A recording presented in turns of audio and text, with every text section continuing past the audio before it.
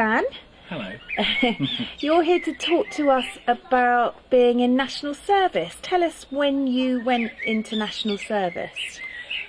Well, it was in late 1940, very, very late 1945, and I was conscripted in November and went, of all places, to Butlins camp in Clacton to get my uniform.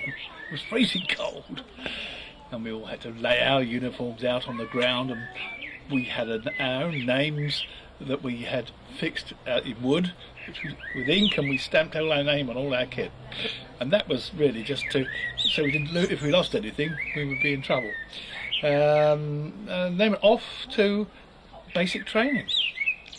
The first thing you have to do, of course, is to do it like everybody does. We call it square bashing. That is drills and firing rifles and things like that. And we did that at a place called in Malvern in Worcestershire, which was lovely.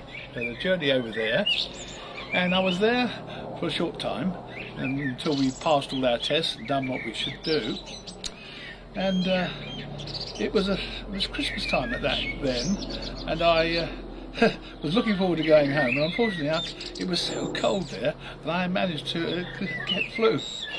So anyway, they thought I was swinging the lead, and when they took my temperature they realised I wasn't. So I missed going home for Christmas, but of course when I did get home it was very, very nice. And my next stage was to go for training in the engineering division. I was going to become a stoker mechanician, which was in the engine room, in the engineering part of the ship. And I went to a cracking place in Plymouth, in Devon, and there was two huge battleships moored in the water just near Plymouth, Devonport actually. It's all part of the big bay. There I did my engineering training on how the course of steam and water, all that sort of thing. It was quite an amazing thing. Everything was new, because the first thing you do is when you first go in, you're meeting people that from all over England, and you don't know anybody, but there's a lot to do, so it doesn't matter too much. And in the evening we managed to get a bus, because it was very late in the year, so it was dark. And in Plymouth at that time, most of Plymouth was a complete wreck. It had been bombed by the Germans. So, Mum found our way to the sort of sailors or National Service Club and had a beer or two, and that was my experience of that area. But I enjoyed it very much because I loved the engineering training. And how long did you train for? How long was the training? Oh, it wasn't. It was only about 6 weeks, something like that. It was basic training, really, to teach you what made a ship go, as it were. The course of steam and water, the engineering, the turbines, and everything like that. It was just a broad sort of outline, so you knew what it was all about. And partially, it was where they were assessing you as to your standard, to whether you could capable of being given more responsibilities or more information, and it was all set down in your record, which they kept of everybody. Everybody had what they called their own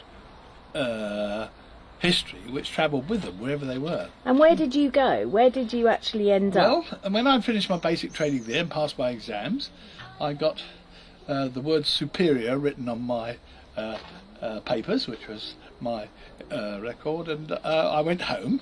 My home was in Ealing on just a quick short leave, and then to Chatham in Kent, which was my depot. Because in the Navy you have about 3 or 4 depots in the south of England.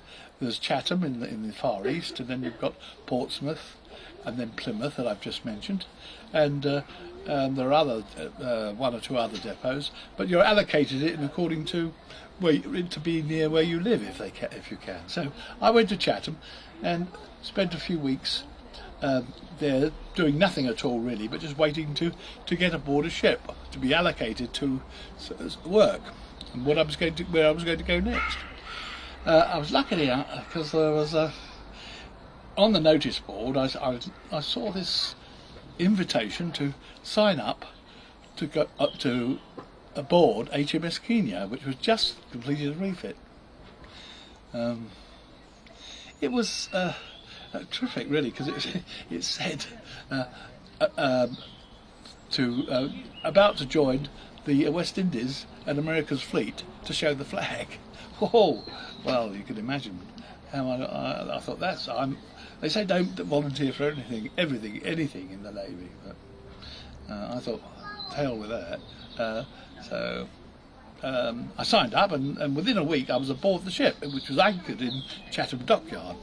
And very shortly we set sail on firstly to finish the refit, some speed trials along Dorset, then to Gibraltar for a week, because the Kenya had to go into the dry dock there and have the final thing done, which is the bottom scrape, which means bottom scrape and repaint, and then when that was done, I had the fortune then to be involved in torpedo trials.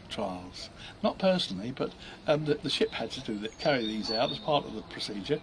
So, and that was taken place in Malta, where the main Mediterranean fleet was held. And so I got another trip to Malta. That was fantastic, because there I was, about to go to the West Indies, and now I'm right in the Mediterranean to the far side.